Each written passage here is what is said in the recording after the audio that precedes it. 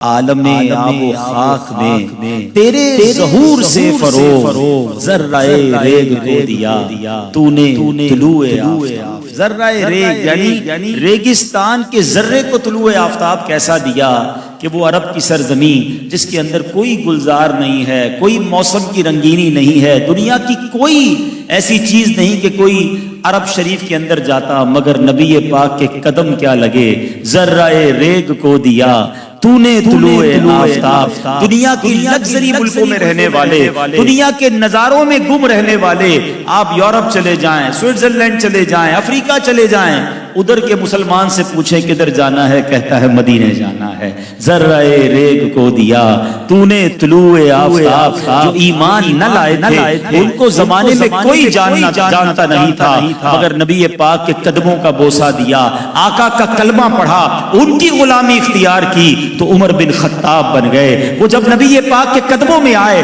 تو حبشہ کے غلام تھے مگر پیارے آقا کا دامن تھام لیا تو سیدنا بلال حبشی بن گئے۔ ذرہ ریگ کو دیا تو نے طلوع آفتاب۔ سبحان اللہ، ان کے جو غلام ہو گئے، وقت کے امام ہو گئے، نام لیوا ان کے جو ہوئے، ان کے اونچے نام ہو گئے۔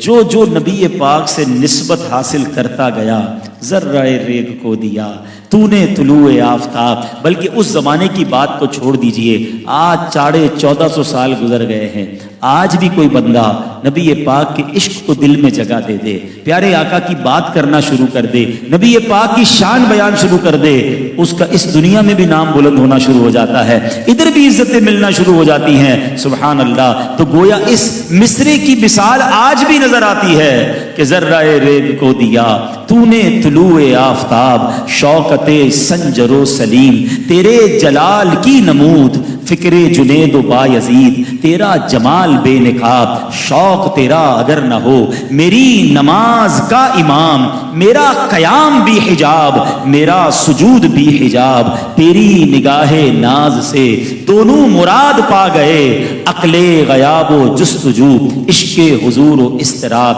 ایک اور جگہ شاعر مشرق لکھتے ہیں، وہ دانائے سبل ختم الرسل مولائے کل، جس نے غبار راہ کو بخشا فروغ وادی سینا، نگاہ عشق و مستی میں وہی اول وہی آخر، وہی قرآن وہی فرقان، وہی یاسین وہی طٰہٰ، کی محمد سے وفا تو نے تو ہم تیرے ہیں، یہ جہاں چیز ہے کیا لوح و قلم تیرے ہیں۔